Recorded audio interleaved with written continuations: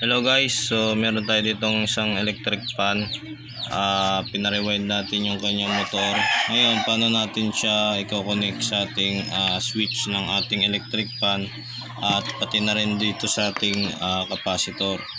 So, ang capacitor niya ay 2UF at ito yung kanyang linya ng capacitor, yung kulay yellow.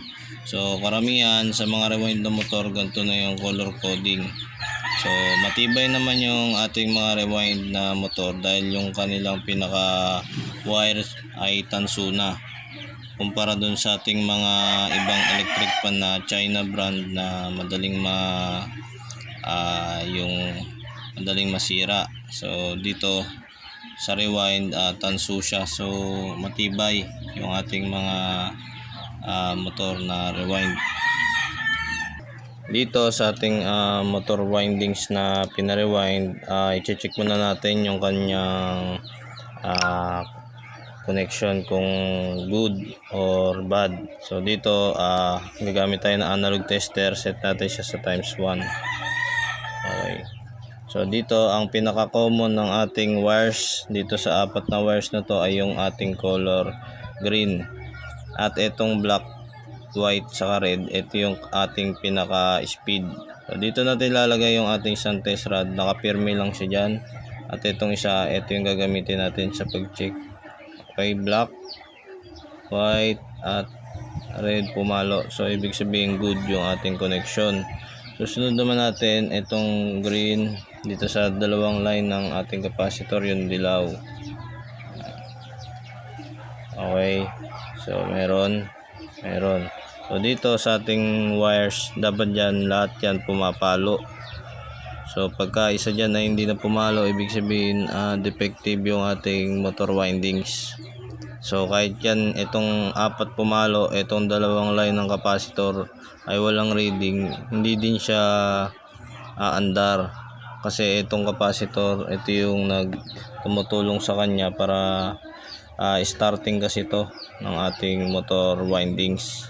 So kung mapapansin nyo, 2UF siya dahil nga yung kanyang pinaka rotor or yung bakal niya ay makapal.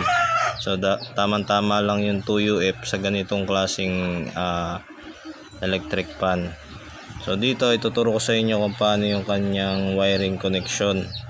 So itong dalawang line ng dilaw, wala siyang polarity.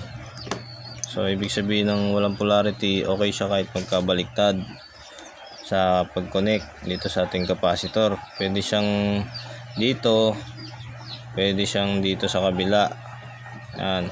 Huwag nyo lang yung dalawang line ng capacitor ay magdidikit kasi mag-short circuit. May chance ang masira yung ating motor windings. So dito unahin natin na i-connect yung ating line ng capacitor. So i-connect natin siya dito. Dalawang dilaw, yan yung pinaka-line ng capacitor. Pagka rewind na yung ating motor ng electric fan. Okay guys, so yan. So naka-connect na. So punta naman ngayon tayo dito sa ating switch. So usod lang natin. Okay guys. So ito yung ating pinaka wire ng ating electric fan. So dito ang pinaka common niya ay yung green. So kukuhain natin yung isang wire ng plug. Dalawa yung wire ng plug, yung isa nakakabit na dito sa ating pinaka switch. Okay guys, so ito yung dalawang line. So ito yung ating common, dito natin siya ilalagay. So yan, dito yan nakakonect sa plug. Ngayon itong ating wires ng ito yung ating speed. Ngayon yung pinaka number 1 nya ay yung color white. So dito siya palagi nakatabi sa pinakatabi ng ating linya ng plug. So dito yung number 1 nya. Yan.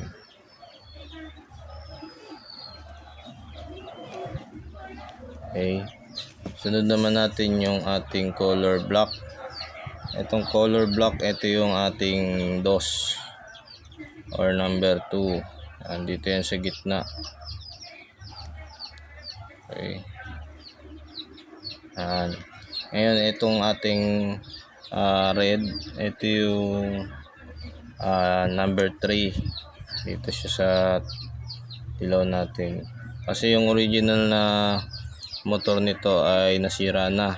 So kung mapapansin nyo, yung red natin kinunik natin sa yellow. So wala na yan kasi nga sira na yung original na motor niya. So rewind na yung kinabit natin. So ito yung kanyang wiring connection. So kung mapapansin nyo, na-connect na natin. So yan yung pinaka line ng ating wires.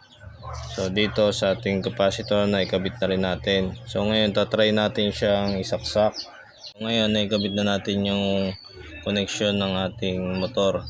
So lalagyan natin yan ng tape at papanda rin na natin. Saka itong ating linya ng capacitor, lalagyan na rin natin yan siya ng tape. So tara, subukan na natin isaksak.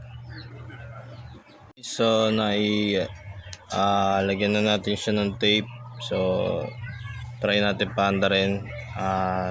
Pindutin natin yung number 1. Okay, so mandar na. So number 2. Okay, number 3. So good yung ating wiring connection. So siguraduhin nyo lang na hindi kayo magkakabaliktad sa pag-connect ng ating mga wires. At bago natin siya hawakan, make sure na naka-unplug tayo para makaiwas tayo sa pagka-kuryente. So dito nakita naman natin umandar yung ating electric fan. So yun lang guys, at sana meron kayo natutunan sa ating konting tutorial tungkol sa pag-wire ng ating electric fan. So kung hindi ka pa nakapollow o nakasubscribe, mag-subscribe ka na para updated ka sa mga bago nating i-upload na videos. Maraming salamat.